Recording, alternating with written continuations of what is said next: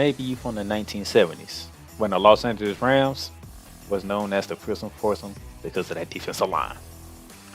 Or maybe you in the city of St. Louis, the gateway to the Midwest, where the greatest show on turf brought home the first ever Super Bowl championship.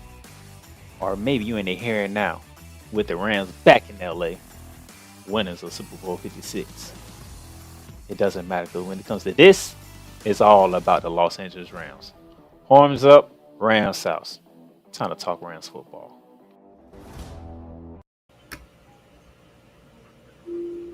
Ladies and gentlemen, how y'all doing today? It is Thursday, August 14th, 2025, and yes, the Playmakers in the building today for another edition of Ramily Talk.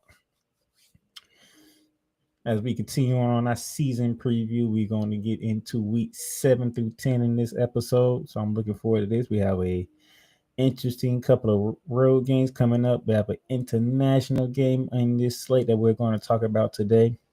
So it's going to be an interesting way to kick off this second part of the season preview as we count down the days and the weeks to the regular season starts when we open up against the Houston Texans in September. Thank y'all for tuning in today. If you're watching on the YouTube channel, hit that subscribe button, hit that notification bell. So anytime we post any videos, anything that you need to stay up to date with, you can do it and get notified. Get notified when we do it. If you're listening on the X account, go ahead, hop over to the YouTube channel, the Playmakers Ball YouTube channel, hit that subscribe button, notification bell. And while you on X, go ahead and follow the Playmakers Blog X account as well. Those of you who enjoy the podcast version of Ramily Talk, Spotify, Apple Podcasts, Amazon Music, iHeartRadio, and wherever else you can find podcasts, go ahead and like and subscribe on that platform that you deem as one of your favorite platforms. You see the episode title, I told you what we're going to do. But before we get to do it, I'm going to talk a little preseason football. The Rams defeated the Dallas Cowboys in the preseason opener 31-21, even though our starters did not play, and they really ever play in preseason. That's a Sean McVay thing. And it's worked out pretty well. We did see Stetson Bennett get on the field. Good to see him get on the field. 16 for 24, 188 yards passing, 2 touchdowns. He did have an interception. That's good to see him on the field doing some things. We got to see Blake Corum on the field. Blake Corum, 9 carries, 30 yards, and 2 touchdowns. Kobe Shutter was the hot running back for the day with 5 carries, 59 yards. Jaquez Hunter, 11 carries, 49 yards rushing. Got some seeing interesting. Xavier Smith leading the wide receiver core with 3 catches, 55 receiving yards. Stetson Bennett's 2 touchdowns came to Bernard Presley and Kobe Shutter. Those were his 2 touchdown passes. Looked pretty good. I like what I saw. But hey, it is preseason, and we most likely we ain't gonna see a guy. We're not gonna see Jared Verse. We're not gonna see Kobe Turner. We're not gonna see Brian Young. We're not gonna see our starters doing preseason. We're not gonna see Matthew Stafford. Hopefully, Matthew Stafford can get this problem under control in his back, so he'll be ready for week 1. But it's nice to see Stetson Bennett get himself together, get back on the field, and start playing football again. Nice to see Blake Corum on the field after his injury last year. I think he broke his arm like in the last game of the season, which kind of sucks, but nice to see him back on the field. And it's good to see some things happen. We got a preseason win over the Dallas Cowboys. This week, we'll be playing against the LA team known as the Los Angeles Chargers. That would be 7 p.m. East Coast time, so that would be 4 o'clock on the West Coast.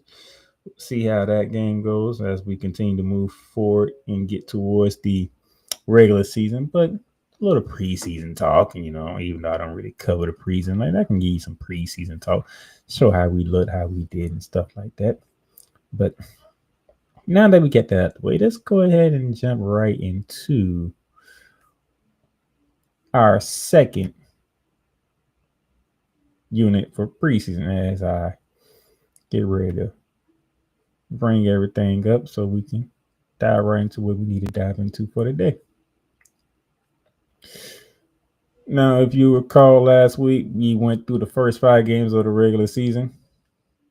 And in those first 5 games in the regular season, we had an opening date with the Houston Texans. But three of the first 4 games we played against the AFC South.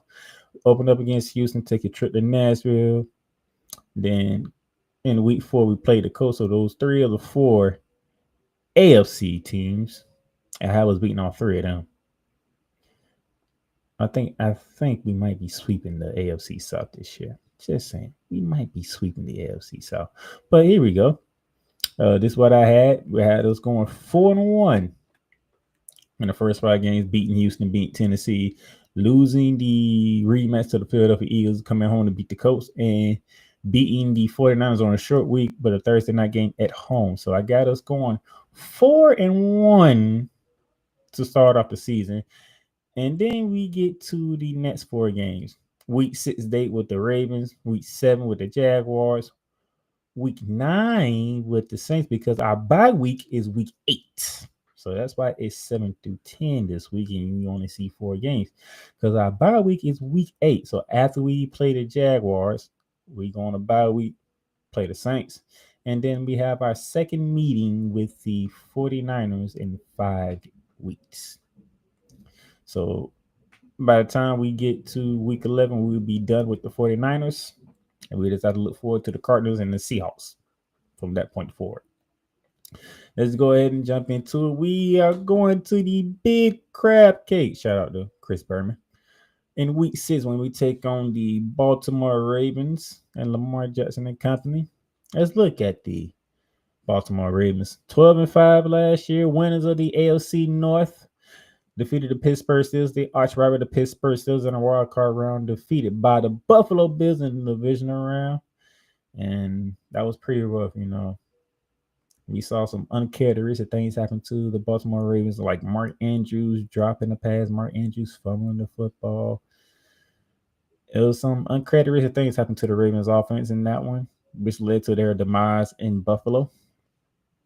Lamar Jackson, 66.7 completion percentage, threw for 4,172 yards, 41 touchdowns to 4 interceptions. He also carried the ball 139 times for 915 yards and 4 touchdowns. The big acquisition from last year was Derrick Henry, King Henry, and 325 carries for 1,921 rushing yards with 16 rushing touchdowns. Zay Flowers, the leading receiver for the Ravens last year, 74 catches for just over 1,000 yards receiving with 4 touchdowns. Rashard Bateman stepped up in the late part of the season, 45 catches, 756 receiving yards with 9 touchdowns. Mark Andrews had 55 catches, 673 yards, and 11 touchdowns. You see the key signings and additions as in DeAndre Hopkins has joined the Baltimore Ravens to add another weapon to that receiving core for Lamar Jackson. They re-signed fullback Patrick Ricard, offensive tackle Ron Staley, and offensive guard Ben Cleveland. So that offensive line is going to stay intact, which should make Lamar Jackson even more comfortable behind the offensive line. And they bring in former Dallas quarterback Cooper Rush as a backup to one Lamar Jackson.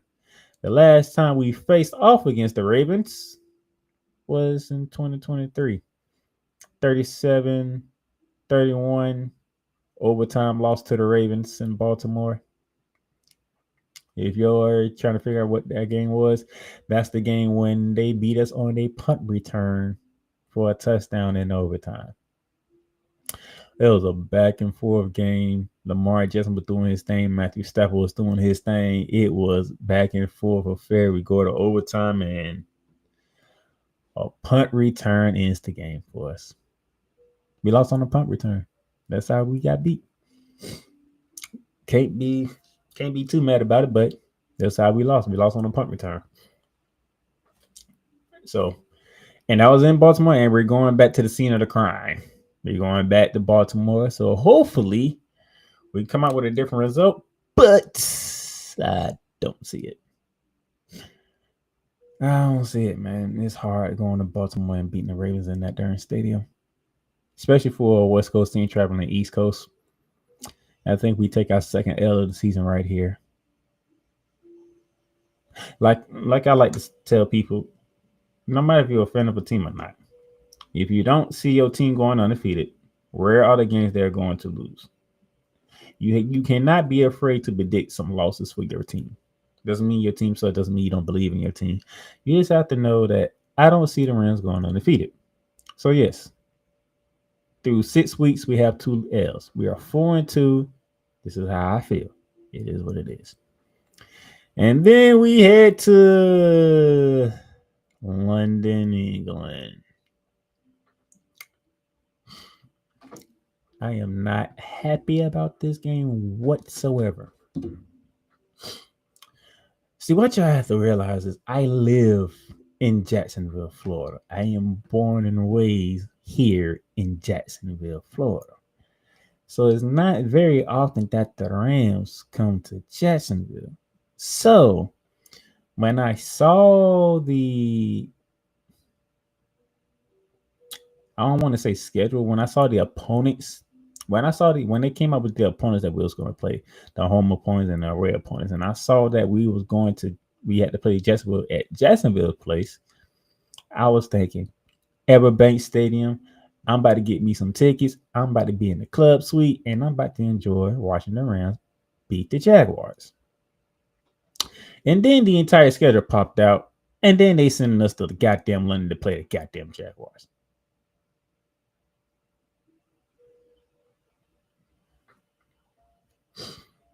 No, I'm not happy about this game.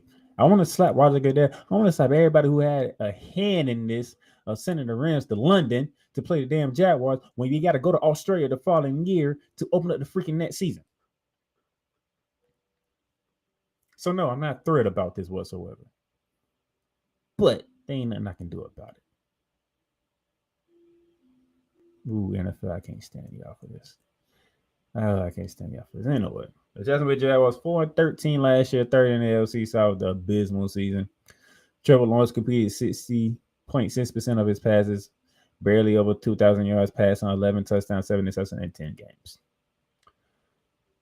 Also in playing the 10 games was Matt Jones, the native of Jacksonville, Florida. I believe he went to Bowles High School, if I remember correctly. I could be wrong. I got to remember.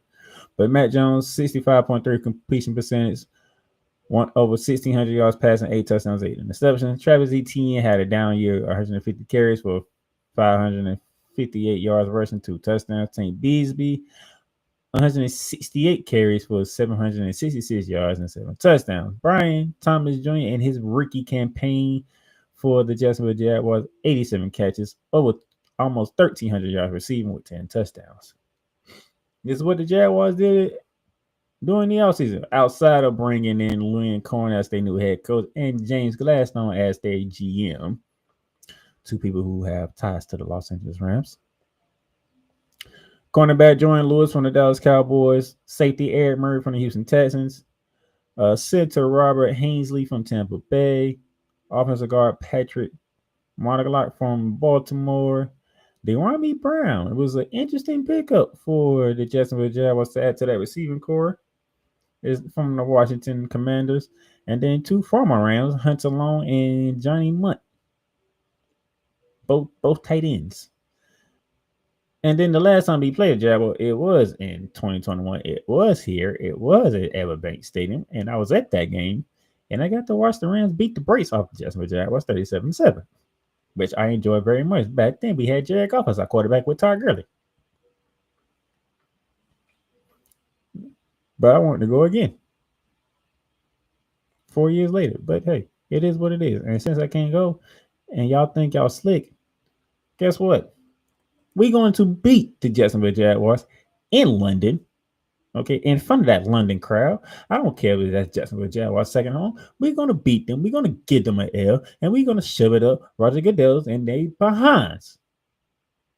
So now we 5-2. Take that with you. And then bye week, week 8. That's our bye week. We go to week 8. We go into the bye week.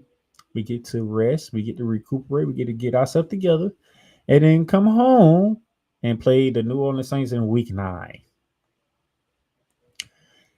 The Saints 5-12 last year, fourth in the NFC South.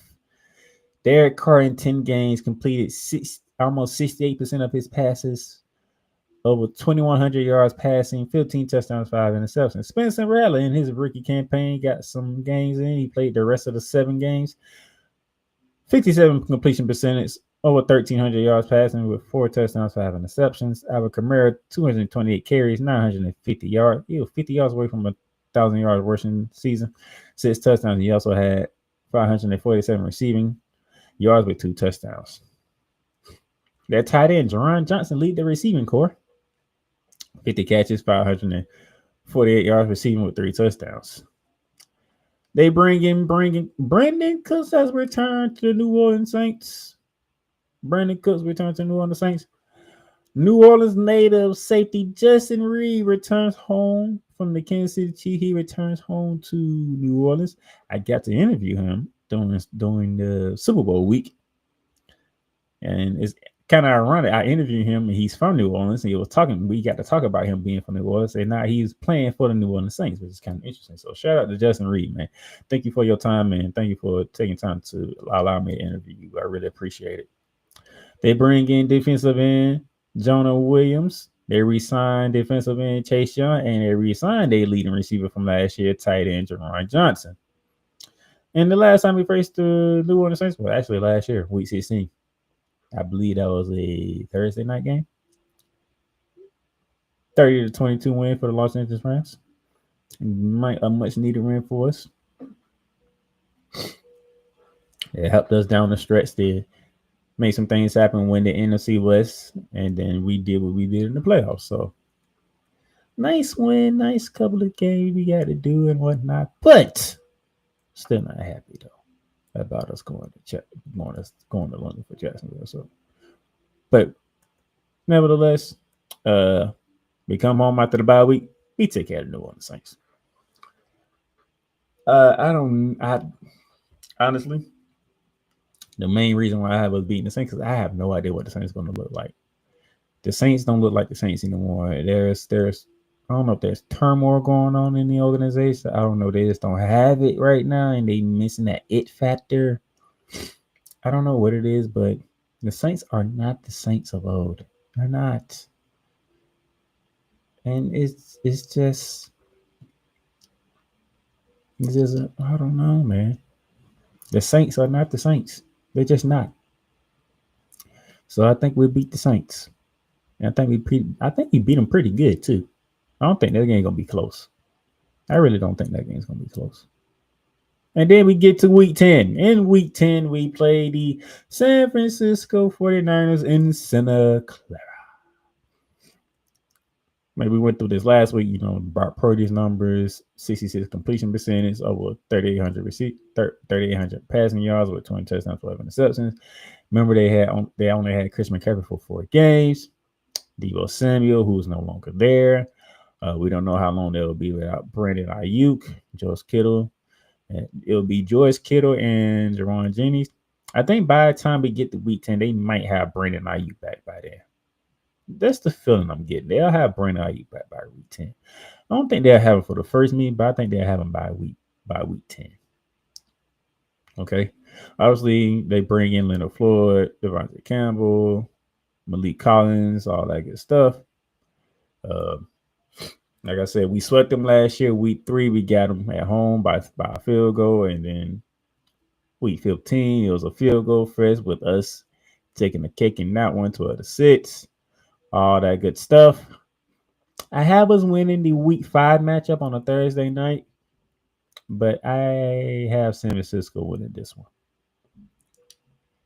Yeah, I have San Francisco winning this one. I don't see us sweeping the 49ers again like we did last year. I don't see it. Oh, it'll be great if we do, because that means Snowman can't say a goddamn word to me. He has to sit there and take it, which I would love very much. But I think the 49ers will sneak this one out, if I'm being completely honest. I think they'll sneak this one out and we'll split the series 1-1. After week 10, we will be done with the 49ers after that. And then the rest of the divisional games will come against the Cardinals and the Seahawks. And we'll be seeing them talk. We'll be seeing a lot of them. But yeah, this is what I got. We lose to the Ravens at the Big Crab Cake week 6. Beat the Jaguars out in London. Thanks a lot, Roger Goodell. I want to slap the hell out of you. Still can't. I'm still pissed off about that. Sending the Rams to London to play the Jaguars. You could have sent the damn Chiefs over there. Probably would have sold out the goddamn stadium because it's Patrick Mahomes we're talking about. But no, you send our asses over there, knowing that we got to go to freaking Australia the following year. But we beat the Jaguars over in London. We beat the Saints at home, and then we go to Santa Clara and we take another L. So 2-2 through week 7 through 10, 2-2, and plus that 4-1 start that I had, we 6-3 through 10 games. People, 6-3, we're good. Clearly in first place of the NFC West. I don't know what San Fran, Seattle, and Arizona be at by that time, but I think 6-3 will have us in first place, looking mighty good. Looking mighty good on our way to another one. Okay. So that's the way I see 7 through 10 going. Next week we'll get through weeks 11 through 15 if my memory is correct. I believe that's what it is, 11 through 15. 11 through 14.